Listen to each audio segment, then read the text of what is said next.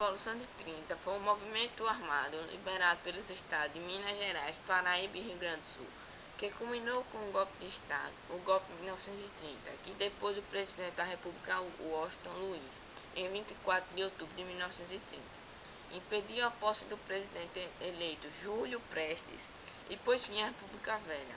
Em 1929, lideranças de São Paulo romperam a aliança com os mineiros, conhecida como Política do Café com Leite. Indiciaram o paulista Júlio Prestes como candidato à presidência da República. Em reação, o presidente de Minas Gerais, Antônio Carlos Ribeiro de Andrada, apoiou a candidatura oposicionista do gaúcho Getúlio Vargas. Em 1º de março de 1930, foram realizadas as eleições para presidente da República que deram a vitória ao candidato governista, que era o presidente do Estado de São Paulo, Júlio Prestes. Porém, ele não tomou posse em virtude do golpe de Estado desencadeado a 3 de outubro de 1930 e foi exilado. Júlio Vargas assumiu a chefia do governo provisório em 3 de outubro de 1930, data que marcou o fim da República Velha. O governo Getúlio Vargas foi marcado pelo populismo, o qual é diferente do governo popular. O governo popular é um tipo de governo voltado para o povo e seus interesses em gerais. Governo populista, suas ações sempre têm objetivos secundários, ou seja, apresenta ter um objetivo, mas normalmente tem intenções diferentes. Ao longo do governo provisório, Vargas procurou adotar uma política conciliadora que tinha o objetivo de ganhar os setores da economia da sociedade brasileira, já que ele não foi eleito de forma direta, ou seja, ninguém votou nele, ele apenas entrou no poder retirando Júlio Prestes do poder, o candidato de São Paulo, e entrou fazendo assim, já com isso, eu vou ter que cortar essa parte. A Revolução de 1932, ou a Guerra Paulista, foi um movimento armado ocorrido no estado de São Paulo, Brasil, entre os meses de julho e outubro de 1932. Foi comandada por paulistas que tinha por objetivo a derrubada do governo provisório de Getúlio Vargas e a promulgação de uma nova Constituição para o Brasil, com resposta paulista à Revolução de 1930, a qual acabou com a autonomia que os estados gozavam durante a vigência da Constituição de 1891. Atualmente, o dia 9 de julho, que marca o início da Revolução, é a data cívica mais importante do estado de São Paulo e feriado estadual. Os paulistas consideram a Revolução de 1932 como sendo o maior movimento cívico de sua história.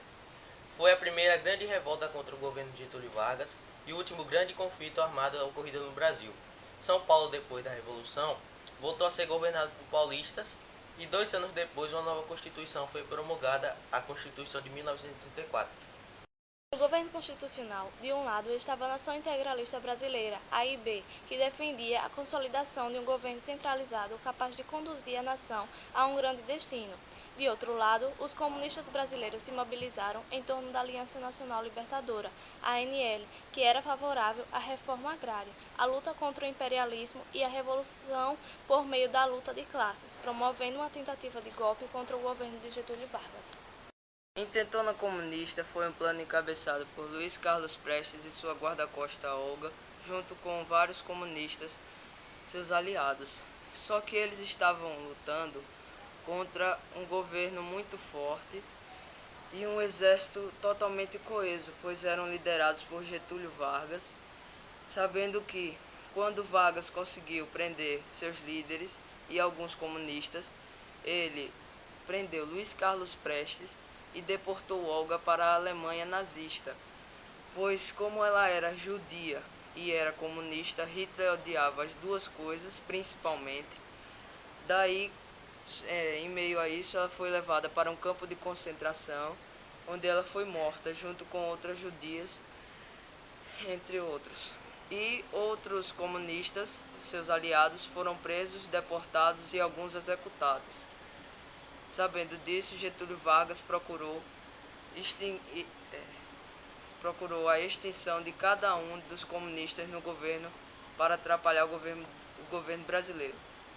Plano Cohen, escrito em 1937 por Olímpio Mourão Filho, sob ordem do líder integralista Plínio Salgado. O Plano Cohen foi um suposto plano com o objetivo de instalar o comunismo no país e tirar Vargas do poder. Inicialmente, esse texto foi redigido com o objetivo de prever uma nova ameaça comunista, semelhante à intentona, e prever as ações do governo para conter um futuro movimento. Vargas, diante da previsão de que seu candidato perderia as eleições, tomou posse do documento e pediu ao Congresso que fosse declarado o estado de guerra, sendo atendido em menos de 24 horas. Com isso, Vargas tinha o direito e o poder de suspender os direitos constitucionais, e foi isso que ele fez, instalou a ditadura conhecida como Estado Novo. São inspirada por itens da Constituição fascista italiana e polonesa, conhecida como polaca. A nova Constituição ampliou os poderes presidenciais, dando a Getúlio Vargas o direito de intervir nos poderes legislativo e judiciário. Além disso, os governadores estaduais passaram a ser indicados pelo presidente. O novo foi dado como um governo estabelecido por vias golpistas, sendo implantado por Getúlio sobre a justificativa de conter uma nova ameaça comunista. Getúlio, durante esse regime, adotou medidas trabalhistas por meio do CLT, com o objetivo de calar a classe trabalhadora e aliá-lo a Getúlio. O DASP, Departamento de Administração e Serviços Públicos. Esse órgão foi responsável por unir todos os ministérios em um só, fazendo assim Vargas ter controle sobre ele. O DIP, Departamento de Imprensa e Propaganda, responsável por censurar as críticas sobre o governo de Vargas, também criando propagandas ilusórias para o povo, só mostrando o lado bom desse governo. Brasil na Segunda Guerra Mundial. Durante todo o governo constitucional, o Brasil investiu em indústrias de substituição de importações, ou seja, passou a incentivar indústrias que produziriam bens que antes eram importados. No Estado Novo, com o objetivo de tornar a autossuficiência do Brasil mais eficaz, Getúlio Vargas passou a incentivar as indústrias de bens de base, que correspondem às indústrias que produzem bens utilizados na fabricação de outros bens, tendo como exemplos as siderúrgicas e as metalúrgicas.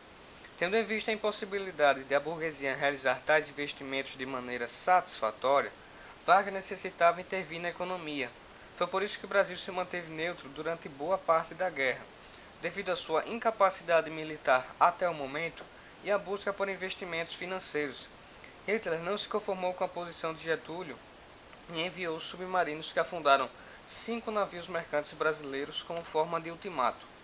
Embora o Brasil e a Alemanha tivessem semelhanças políticas, o Brasil entrou do lado dos aliados, tendo em vista o apoio financeiro dos Estados Unidos à construção da CSN, Companhia Siderúrgica Nacional. O Brasil entrou em combate em 1944, na Itália, por meio da Força Expedicionária Brasileira e a Força Aérea Brasileira, FEB e FAB, respectivamente. O posicionamento de Getúlio contra Hitler gerou inconformismo por parte da oposição, já que era uma ditadura lutando contra outra ditadura. Foi essa contradição que levou Vargas a sair do governo em 1945 por meio de um golpe organizado pelos militares.